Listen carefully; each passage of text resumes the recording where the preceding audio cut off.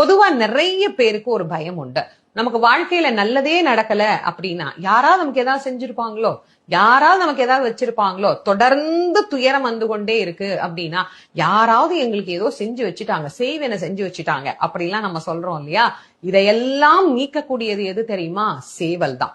சேவல் சாதாரணமான சேவல் இல்ல. முருகப்பெருமானுக்கு கொடியாக விளங்குவதே அந்த சேவல் தான். அது மேல இருந்து கூவுதான், கொக்கரக்கோ அப்படின்னு கூவி ஞான சூரியன் வருகிறான், எல்லோரும் எழுந்திருங்கள் அப்படின்னு நம்ம எழுப்புமா. அதனால இந்த சேவல் விருத்தத்தை பாராயணம் பண்ணினோம்னா பில்லி, சூனியம், ஏவல், செய்வினை, எதிராளிகள் நமக்கு வைக்கக்கூடிய எந்த வகையான மாந்திரீக பிரச்சனைகளாக இருந்தாலும், அல்லது நம் மீது ஏற்படக்கூடிய திருஷ்டி, சில பேர் நம்ம மேல வைக்கக்கூடிய கண்ணு, இந்த மாதிரி பல விஷயங்களையும் போக்கி வாழ்க்கையில மகிழ்ச்சியையும் வெற்றியையும் பெற்றுத்தரக்கூடியதாக இந்த சேவல் விருத்தம் அப்படிங்கறது அமைந்திருக்கிறது. சேவல் விருத்தம் படிச்சா பய உணர்வே இருக்காது. சேவல் வெற்றியின் தன்மை படைத்தது.